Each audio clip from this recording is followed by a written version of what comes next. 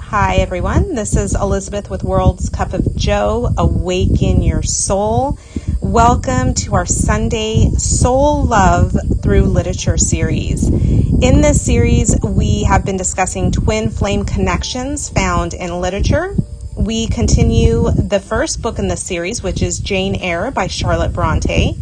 This series, we are discussing if Jane Eyre is the runner in a twin flame connection, while her love interest and employer, Mr. Rochester, is the push or positive polarity. I will continue to lay out my reasoning and argue that they are, in fact, in a twin flame connection. See if you agree with me. Feel free to comment below whether it's on this series or if there are other novels you've read that just scream out TF to you. We'd love to hear from you. And now let's recap episode 4. Part 4 of our Soul Love Through Literature series takes place outside on the grounds of the home of Mr. Rochester, where Jane works as his governess. Mr. Rochester goes outside and meets up with Jane. They start talking, and he divulges some very personal and intimate history of his past. He tells her that Adele, his daughter, is most likely not his biological child, and that her mother, although his love interest, he found out she actually cheated on him.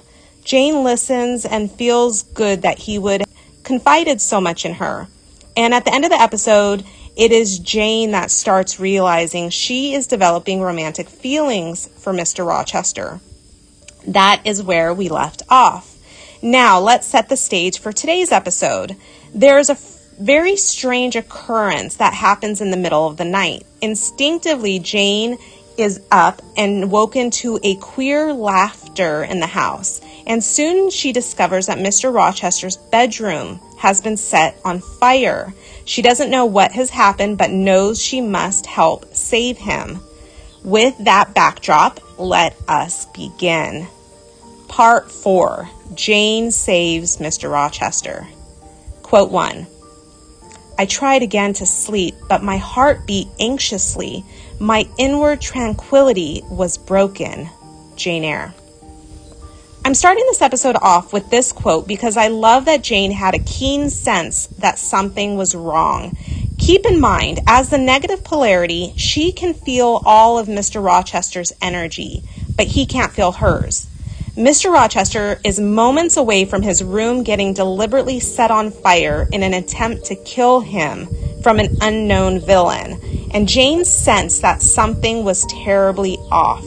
Listen to what she says. My inward tranquility was broken. That's a powerful intuition she got, or a download she received from her other self at a moment he needed her. The energy of a twin flame connection is unlike anything else. My person can feel me in an energetic sense and read me better than anyone else has ever been able to. He can tell from one glance what kind of mood I'm in. I have never had someone see me so clearly until I met him. It was like a vulnerability I had never experienced. My emotion was so transparent to him because he could read my energy. Jane is feeling Mr. Rochester and the distress he would soon be in, merely from a knowing, a keen sense. Next quote. In an instant, I was within the chamber. Tongues of flame darted round the bed. The curtains were on fire. In the midst of blaze and vapor, Mr. Rochester lay stretched motionless in deep sleep. Wake! Wake! I cried. I shook him, but he only murmured and turned. Not a moment could be lost. One could argue that this quote is merely showing that Jane is a decent human being that's kind enough to risk her life to save her masters. But it could also be argued that the polarity would do anything to keep their other self safe. My person is naturally a very heroic type of figure. He would jump in front of a bus to save a stranger. But I know when I'm in soul and I'm balanced, he would climb to the ends of the earth to protect me. I know this because I've watched him in action. I got scared one night about a noise late outside our home. It was dark. We live in the middle of the country. And he immediately went outside with a flashlight and prepared to make sure no one was out there.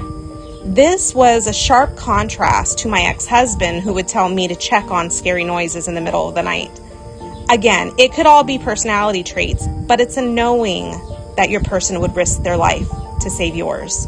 And that is something I'm confident of. But, and this is a big but, when you are in mind and pushing, you could be on fire like Mr. Rochester almost was, and the energy would keep your other self away.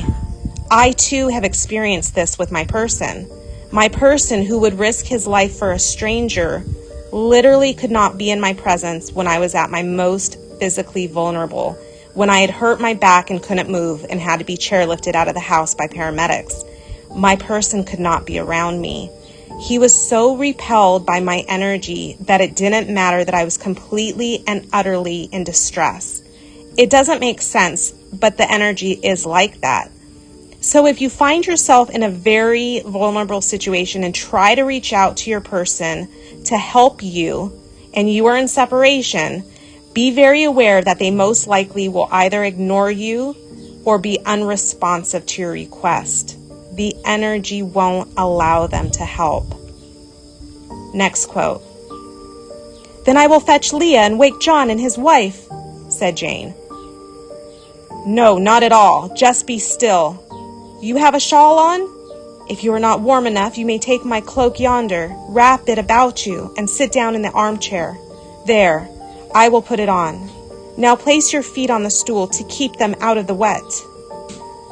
This passage follows Jane dousing Mr. Rochester in his room with water to put out the fire that had been ignited. He is going to check where or who he believes started the fire. I included this quote because it shows how much Mr. Rochester cares for Jane. Here he has just experienced an attempt on his life, and he is more concerned if Jane is too cold or not. He also wants to make sure she is comfortable and that her feet don't get wet from all the water that has been thrown in the room to extinguish the flames. As a push polarity, do you feel that your well-being is insignificant compared to your other selves? I think most connections definitely start off this way. You would do anything and everything for your twin, regardless if it affects you adversely or not.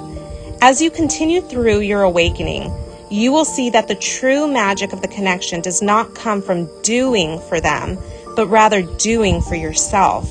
Because you are one soul, when you put yourself first and foremost and connect to your infinite self of soul, you are actually caring for them as well. I know it feels backwards from everything we've learned about relationships up until this point, but loving yourself first and foremost is the magic recipe to keep this connection thriving. Next quote. "Good night then, sir," said I, departing. He seemed surprised, very inconsistently so, as he had just told me to go. "What?" he exclaimed. "Are you quitting me already, and in that way?" "You said I might go, sir." "But not without taking leave, not without a word or two of acknowledgement and goodwill, not, in short, in that brief, dry fashion. Why, you have saved my life, snatched me from a horrible and excruciating death, and you walk past me as if we're mutual strangers? At least shake hands." Uh-oh, looks like Mr. Rochester has just gotten into mind. Not surprisingly, he has just experienced quite an ordeal. But look how quickly his energy has turned into push. He first becomes indecisive. He doesn't know if Jane should stay or if she should go. I'm sure he's battling his own mind with wanting her near him, but knowing it's improper for a young lady to be in his chambers in the middle of the night. But look how he talks to her in this passage. He is upset in which the manner she is willing to leave, without exchanging more words with him. He is upset that their exchange is in a dry fashion without a more intimate goodbye. This conversation is so reminiscent of many I've had with my person. I wanted something from him, a desire that could never be fully quenched.